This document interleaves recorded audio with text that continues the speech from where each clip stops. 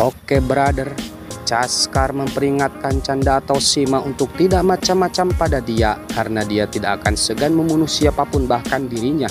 Kemudian dia pergi.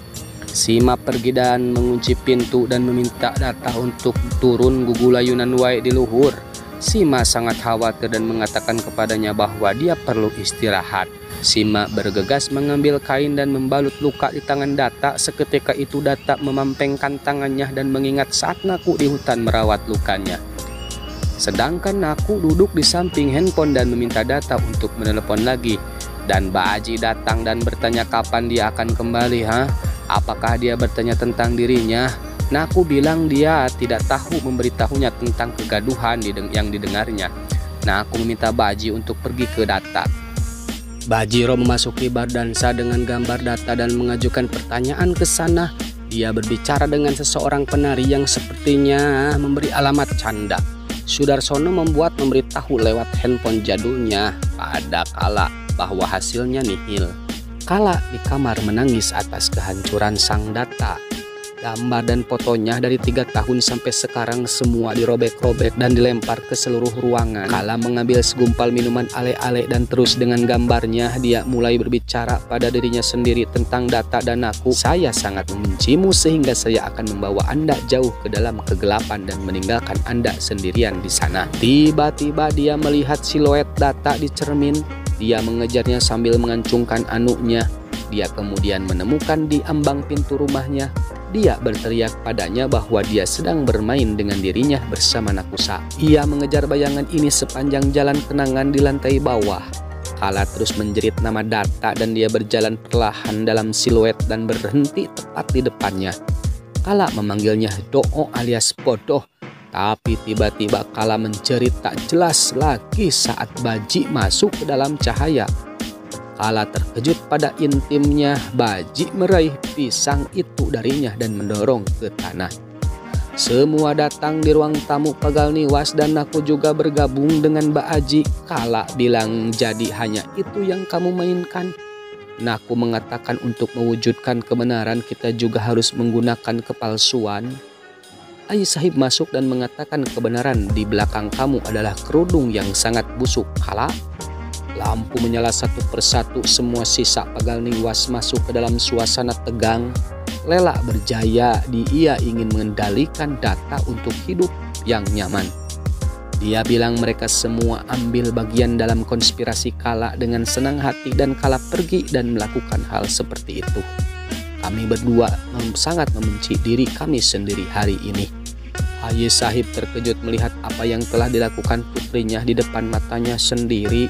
Kala menggumamkan sesuatu pada Ayi. Beberapa permainan dimainkan oleh Nakusa. Dia bergerak menuju Nakusa untuk menamparnya, tapi Ayi Sahib memegang tangannya dengan kuat. Dia mulai mengoceh seperti seorang ulu atau bisa dikatakan nafsu kapegung tadi nama. Ayi Sahib tahu siapa dalang dibalik semua itu. Dia mengatakan bahwa dia telah melahirkan seekor ular berbisa selama 9 bulan dan aku akan lebih baik jika dirinya adalah wanita yang mandul. 10 tahun sudah. Semua orang termasuk Kala terkejut. Sudarsono ikut nimbrung menyalahkan Bajiro, tapi Bajiro mengatakan bahwa Anda adalah orang yang bersama Kalawati berusaha membunuh Datta. Ayi Sahib menarik Kala ke arahnya dan mulai menuntut jawaban. Kala berteriak kembali bahwa dia memiliki semua jawaban atas pertanyaan Ayi Sahib.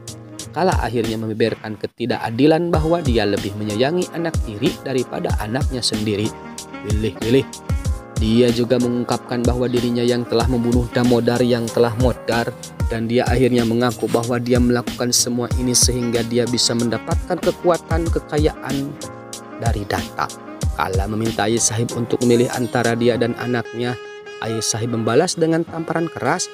Ayi Sahib marah dan murka besar pada Kala. Kala menjerit untuk berhenti dan memegang kedua tangannya. Ayi Sahib meminta Kala untuk meninggalkan rumah dan Mbak Aji mencoba menariknya pergi untuk menendangnya keluar. Kala menatap ibunya dengan keras, kemudian menarik pistol ke Baji dan Mbak Aji juga cepat menarik pistolnya kembali. Mbak Aji kemudian memanggil penjaga yang datang berlari dan meminta mereka untuk mengurusnya. Tapi yang anehnya mereka mengabaikannya. Baji dan Naku menjadi kaget. Sudarsono tertawa dan Kala menyengir. Kala meminta Baji menjatuhkan senjatanya atau mungkin menembak Ayah Sahib. Kala merenggut pistol dari Baji dan memukulnya dengan keras. Kala mengejek Naku tentang rasa sakit dan semua orang harus dikurung. Semua orang digiring ke atas yang dipimpin oleh Sudarsono dan bodyguard. Kala dan Ayah Sahib tetap berada di ruangan tamu saling berhadapan. Kala melihat ibunya untuk yang terakhir kalinya. Sudarsono menyeret seluruh keluarga ke ruang toko dan bodyguard mendorong mereka satu persatu. Saat giliran Lela masuk, dia memohon agar berhenti. Lalu dia memberinya tamparan yang keras. Ayah Sahib masuk terakhir. Pintu terkunci dari luar. Perintah memerintahkan penjaga untuk mengawasi dan meninggalkannya. Di dalam ruangan, klan Patil yang kebingungan saling pandang antara menghiburnya. Saat pertama menghibur Naku dan kemudian kedua gadis itu, Madu dan Rups bersandar menangis terseduh-seduh di pangkuan Ayah Sahib. Adegan bergeser ke Kala duduk di kursi Dowen Wala Data. Bodyguard membawa Baji dan Naku dan melemparkan mereka ke lantai. Mereka berdiri. Kala bertanya kepada mereka tentang keberadaan Data. Baji menyuruh Naku untuk diam. Beberapa bodyguard memegang Naku saat dia mencoba memprotes Kala. Sudarsono mulai memukul Baji. Naku menangis untuk meninggalkannya, tapi Baji memintanya untuk tidak mengungkapkan apapun. Kemudian Kala meminta Sudarsono untuk menerapkan garam pada luka Baji sehingga sesuai dengan perintahnya. Perih. Lalu Darso menabur bubuk cabai merah pada luka Baji. Uluh. Adegan bergeser ke gudang Ayah Sahib yang mengetuk pintu minta Kala untuk menghentikan semua siksaan ini. Kisor dan sisanya juga memohon kepadanya. Kala muak dan mengatakan kasar pada dia, tapi Baji meludah ke arahnya. Ayah Sahib akan pingsan, tapi semua menangkapnya tepat waktu dan membuatnya duduk kembali. Ayah Sahib menangis untuk Bajiro. Di sini Naku juga menangis saat dia mendengar Bajiro tertawa. Naku dan semua melihat bodyguard dan bersembunyi di balik bangku dari batu. Baji meminta semua untuk meninggalkan dia dan mencapai ke Data, tapi Naku berkata bahwa dia akan membawanya ke puskesmas. Tapi Baji menjawab bahwa mereka tidak punya waktu. Naku bilang dia akan pergi sendiri dan meminta Kisor untuk tinggal dengan keluarga. Naku mengambil berkah Ayah Sahib dan melanjutkan misinya. Sementara si Kalajengking masih melihat Naku keluar dari pagar niwas melalui CCTV. Sudarsono memuji rencana si Kala untuk melepaskan Naku. Kala memintanya untuk mengikuti Naku dan menangkapnya saat bertemu dengan Data dalam keadaan hidup. Baji dan semua berjalan menuju gerbang saat Gayuwat dan beberapa bodyguard lainnya menghentikannya.